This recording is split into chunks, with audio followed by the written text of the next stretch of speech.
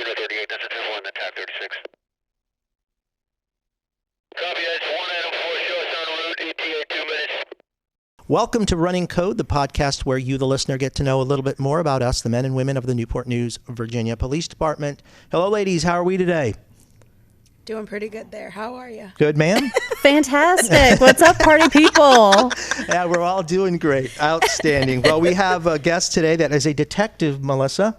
She is recently Yes. Congratulations. detected her way up to aggravated assault. Yes. You want to let everybody know who you are? Yes. So I'm Ann O'Neill. I've been with Newport News for the last 5 years, and I'm an aggravated assault detective with our Major Crimes Division as of May this year.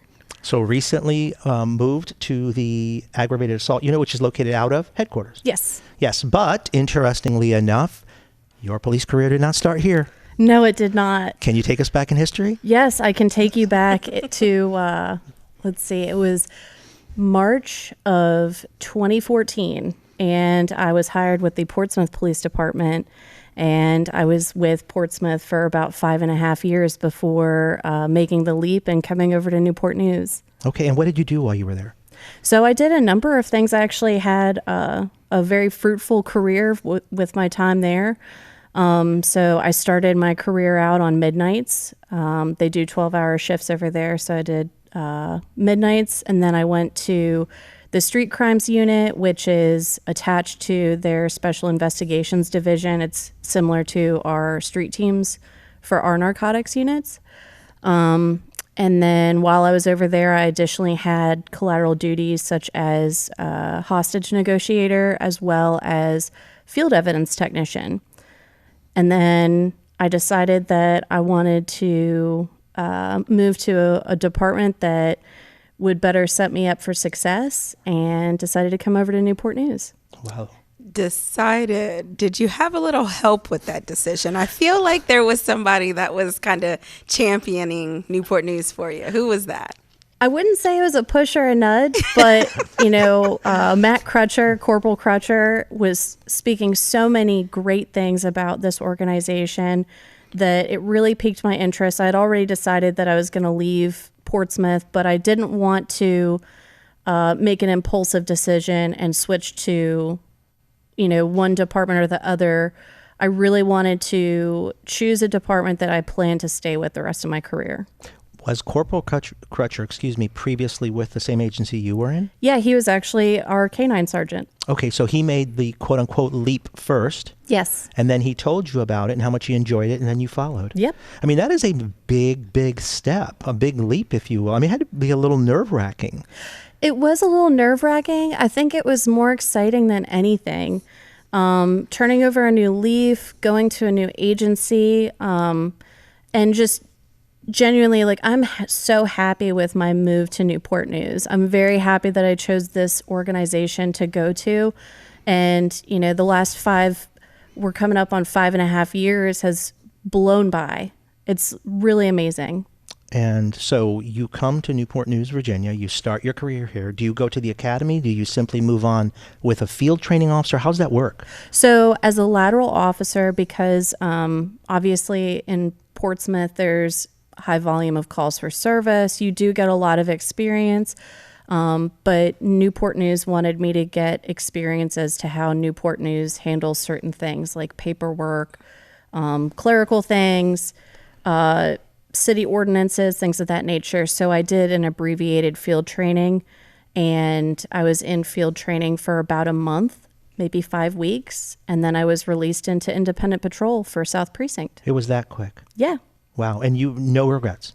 None. Love it. Yeah, I love it. I'm very happy. You won't find a bigger hype person for the Newport News Police Department. Yeah, you love it. I genuinely mean it. I've had so many unique opportunities here. I've had the opportunity to work under some really amazing supervision and work with some fantastic people. I'm happy with my move here. Wow, that is amazing. And you have, Melissa, have you worked with, you have, yes? We did, yes, Okay. we did. When I did about a year in South, Mm-hmm. I think we got to work together in South Precinct, and breath of fresh air. She's one of those first one there, last one to leave type folks. Wow. She Wow. was great to work with. So you've been in 11 years. If I understand correctly, your pops was military. Yes. Now, did he retire from the service? Yes. So he did 22 years in the Air Force, retired here locally at Langley. And then my mother was with Newport News Public Schools for over 20 years. So did your father and mother travel the world with you, or and brought you here eventually? How'd that work out? Yes, both with and without me. So With and without you. they were married for about 7 years before they decided that they wanted to have me. Okay, right. A gift. Yeah, and so they were in Turkey prior to moving to Germany, and then I was born in Germany. Okay. Wow. So you were born in Germany. Yeah. Born in Italy. Born in Hawaii. That's Oh, right. look at that. How about them apples? Right. Yeah. So you have 11 years in the police department. You're enjoying everything like thoroughly. What are you looking at for the future? So as far as the future goes, I had put in a package to join the TOU Crisis Negotiator Team, Okay. TOU stands for Tactical Operations Unit. right test. Okay. Test Yeah, number yeah. 1. You Check. passed. Got that one right. So I'm in the process of doing that. I also have aspirations to go to homicide, as well as climb the ladder as far as being a supervisor goes. Right. And aggravated assault really is the next step to homicide. Is the step previous to homicide, because you're dealing with very, very violent crimes. Well, and most of them are just unsuccessful homicides. You know, if you really think about it, the level of work and the style of investigations that we do, working with victims, it is the natural progression to homicide as far as investigations So it's go. very laborious investigations. The difference is that in the form of a shooting, if you will, we don't have a homicide. We have somebody that has been injured by a bullet. Correct. Or multiple bullets. And so you're using the same investigative techniques Yes. to get to the bottom of it. Yeah. Just as far as, interviews go, as well as utilizing, our real-time crime center, technology that we have available at our disposal, a number of different things. Okay. And do you do anything peripherally within the agency? Are you an instructor? Do you do any of those things? So I'm a general instructor. I'm also a CIT instructor. And I recently completed driving my driver instructorship as well. Okay. So you stay busy. Yeah, Do you enjoy teaching quite a bit? I do, because I've always felt that it's important to leave the world better than you found it. So if I come to an organization or if I come to a group or a team, I want to leave it better than how I found it.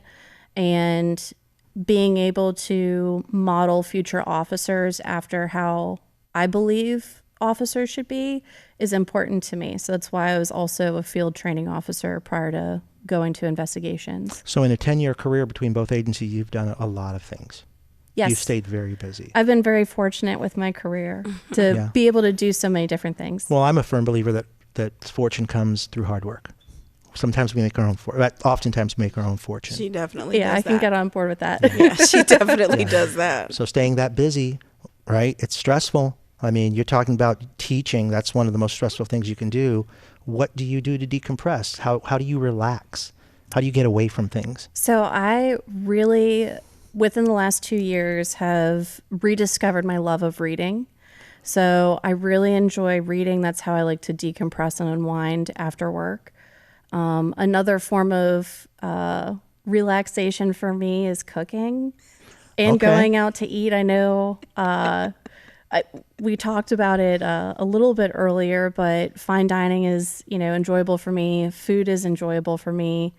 And sharing a meal, there's something about it that's almost cathartic. The ritual of going and sitting down and talking about your day and talking to the person that you're sharing the meal with is just really special. Right. And we had a guest, Melissa, that was on with us 17th episode. Does that sound right? Was also somebody who enjoyed a fine dining, Yes. and you know her, Yes. Kelly Wells, and y'all dine together occasionally. We love Kelly. Yeah, she's the best. So we really enjoy going out and, sharing a meal together, catching up, because life does get busy, it does get hectic, and setting aside that time to spend with your friends and your loved ones is really important, especially in this type of career. Right. Just to step away and enjoy each other. Yeah. Now, you have a connection to food that's a little bit different from a family member, don't you? Yeah, yes. Yes. Talk to the folks. Tell them what he does. So my dad, when he retired from the Air Force, he actually went to Johnson and Wales when they had a Norfolk campus here in Norfolk, Virginia. And he got to do a lot of really cool, unique things. He was on the hot food team, so he got to competitively cook against other teams. I believe it included like the Culinary Institute of America and some other teams. Additionally, he went on to cook at the Inn at Little Washington, which is Virginia's only Michelin star restaurant. It has 3 Michelin stars. So Dad is super accomplished as far as a chef goes. Yeah. Is there a favorite meal that Dad makes for you? Oh, All of them? yeah. They're all fantastic, and they all have like these really like fantastic qualities to them. I think that the most sentimental one for me is chicken piccata, because it was the first dish that he taught me how to make. Oh, So wow. every That's time I very make sweet. it like reminds me of him and like him teaching me how to make it. Yeah. And food does, when we think of certain foods from our past, it does bring back memories. Yeah. Where we were I remember the first meal that my wife and I had when we went out, Mm-hmm. where it was. There's memories that are attached to good food, and even the smells of food bring back memories. Yeah, your olfactory senses are some of your strongest senses. It's what brings back like the nostalgia of things, is if you can go someplace and smell something and it takes you right back to that moment. Yeah, for me, when my wife and I went to Italy in 2023, I remember we went to Naples. Naples is where I'm from, where I was born, and we specifically went to a restaurant that was located near my grandmother's house. And then after, we actually went down the street where my grandmother lived. I wanted to show my wife, and I remember passing a pastry shop and smelling the cornetti is what it is. It's like I guess the French would call it croissant. And I was a kid again. I was literally like a kid again, holding my grandpa's hand, walking through the streets of Naples on the cobblestone roads. I relived that moment from the smell of the food. Unbelievable what it does for us.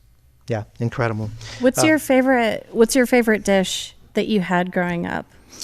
So, oh gosh, that's such a difficult question for me. Yeah. But I love, like, the people would say, I want, you think of all these elaborate dishes. For me, one of my favorite dishes ever growing up that my mom made was called pasta e patate.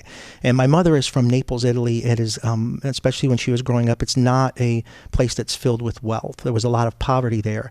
So they made what they could with what they had. And one of the dishes that they make is a very simple dish with potatoes and pasta. They use a little bit of parsley, and they used what they had to make it. But the ingredients are very super simple. They're very few, but when they're combined and they're done right, it is one of the most delicious. It has a little kind of little tomatoes in it. It's unreal. That was kind of my favorite. It's that comfort food Yes. for me. Does that make sense? Yeah, absolutely. Yeah, for me, it's not a rich man's dish. It's just so simple. It's the dish that feeds your soul. It feeds your soul. Yeah. Wow. So do you consider yourself officially a foodie? Absolutely. And you're proud of it seems. Yes. Wow. I actually have a group chat with some of my friends Oh, called wow, do you? You gotta tell the folks what it's called. it's called the Big Bag Chat. And we talk about our big bag activities. To include, recipes that we tried out. Thanksgiving, you better believe the group chat was popping with everybody's different dish. So you share recipes and things like Share that? recipes, or even like if there's like a social media post about a restaurant locally, we'll share that. Wow. So you're serious. yes. Wow. Yeah. Okay. Sounds Proper good. foodie. Proper foodie. All right. So what's some of the most interesting subjects you teach and why? So, one of the most valuable subjects that I teach is CIT, And the reason why it's important to me, and I believe it's important for our officers to be learning it, is it can assist with de-escalation. It can help you build rapport and build relationships with our community members who might be in crisis or who are mental health subscribers. And I think that that's important. It's your way of being able to advocate for people who need help the most, in my experience. And also, too, it's tangible skills as far as active listening and being able to effectively communicate with, people who are in crisis who need our intervention. Right. And CIT stands for? Critical crisis intervention team. There it is. Yeah, words are hard. Yeah. And am I correct in that one of your favorite topics is leadership? Yes. You're a fan. Yeah. A big fan. Any particular leader that you really truly admire, or a book or anything that you really focused on as a youngster that kind of guided you in the direction where you're currently at? I've been very fortunate in my career over the last 10 plus years of having some really remarkable frontline supervisors. And as far as leadership goes, I can think of, Mike Lacone. He was really my first sergeant when I came into police work. And he really advocated for me to further my education as far as law enforcement goes, go to trainings, and become the best version or best officer that I could be.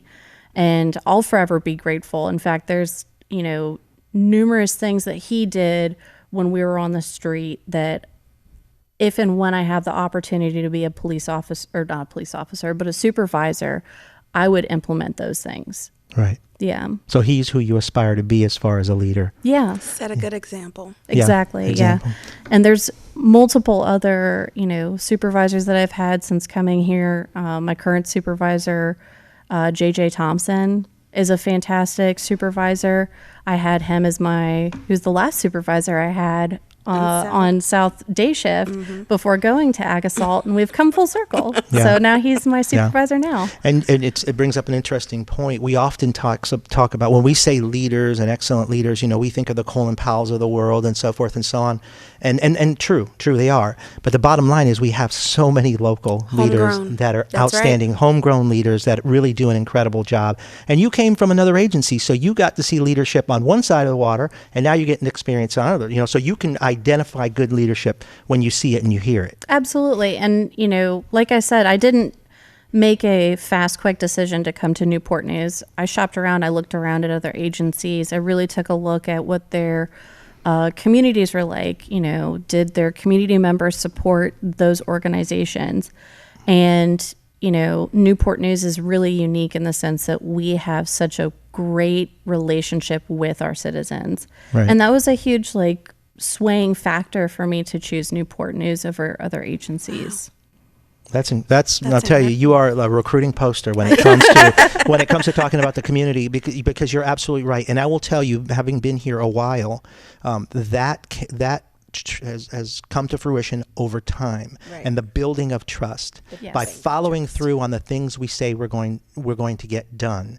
And we've had incredible leadership in this department from the top on down. But you're right. In my opinion, the most influential leader that exists in any organization is the first line leader. That's where that is who the officer sees the most. And that's for that reason that we have to be exceptional frontline leaders. Yeah, absolutely. Absolutely.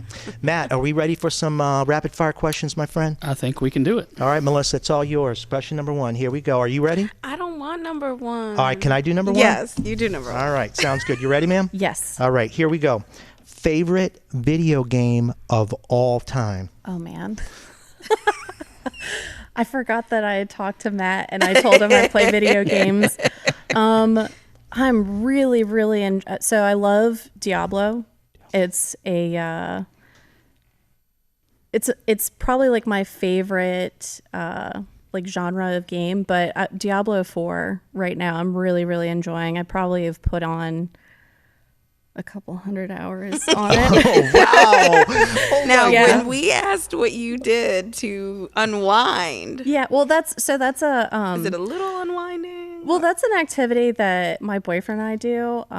So that's like a way that we spend quality time together. nice. So Very nice. so far we've probably put together jointly have put together numerous different characters. I've played everything from a druid to a necromancer, Wow, sorcerer. you really know it. Yeah, barbarian. Yeah, you name it, I played it. So I really, really enjoy Diablo 4. And you do it together. Yeah, we do Which it matters. together. Yeah, and perfect. then when he's out of town, I do it without him. There you go. Listen, move your feet, lose your seat. The game Exactly. still plays, right? Yeah. Nice. Question number 2. That's yours. This one. Okay. Italian, Mexican, or Asian food? Oh man, my big back can't choose. I like them all. There's certain things like certain dishes that I really, really love in each of them, and sometimes it's nice to do fusion dishes Those where fusion you have dishes. like the flavors of a Mexican dish with something Asian. Yep. I think I already know your answer for Yeah, that one. I'm boring Italian. You know me. Yep. Question number 3, shall we? Which do you prefer? Standard time gets lighter earlier, or daylight savings time stays lighter later?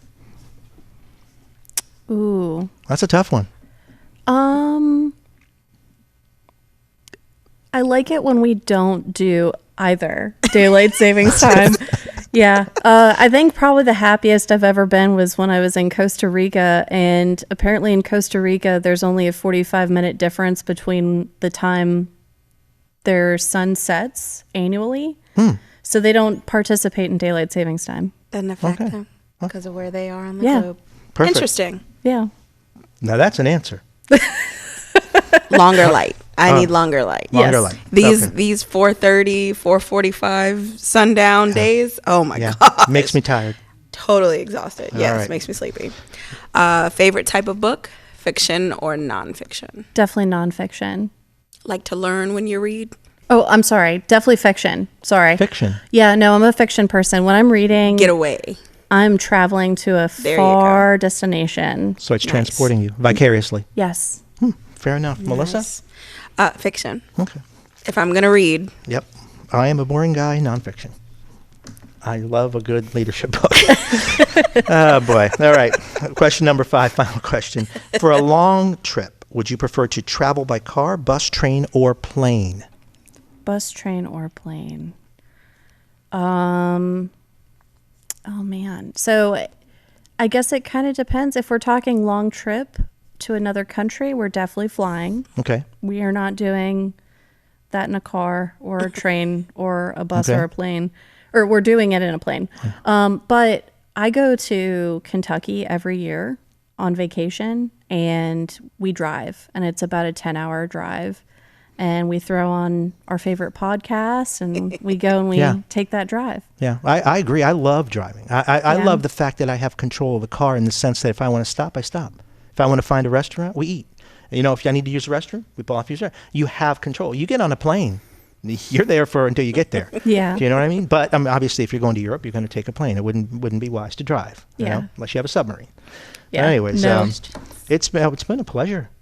Really Yeah, has. it was really nice talking to you guys Yeah. and participating in this. Yeah, it's not so bad, right? No, it's not bad at all. And I think that there's something to be said. There's definitely a value in having a podcast where our listeners and our viewers can get an idea of what it's like being a police officer, but also humanizing the badge, having them understand that, we're people, and maybe seeing somebody up there that, represents them or that they can identify with and say, maybe I can do law enforcement as a career. that is the goal. That we is- are always hiring. Yeah, and the truth be known, Melissa and I have a good time doing it. We're Yeah. very blessed to meet some super fascinating people. And the more we do these, the more we find out that the more we realize the more similar we are. Things that we have in common Yeah. are Yeah, it's incredible, isn't it? We all have a purpose. We want to do the right thing, and we want to serve the community to the best of our ability. And we want to leave it, like some have said that have come here, better than when we got here. Absolutely. We want to leave it better than we got here. All right, it's an absolute pleasure. Melissa, we're on a bunch of different platforms, are we not? Spotify, Apple, YouTube. Google. That's right. It's a contest on who can say the most here. Okay. Well, listen, folks, thanks for joining us. Appreciate it. Take care. Be safe. Cheers. See you next time. Bye-bye.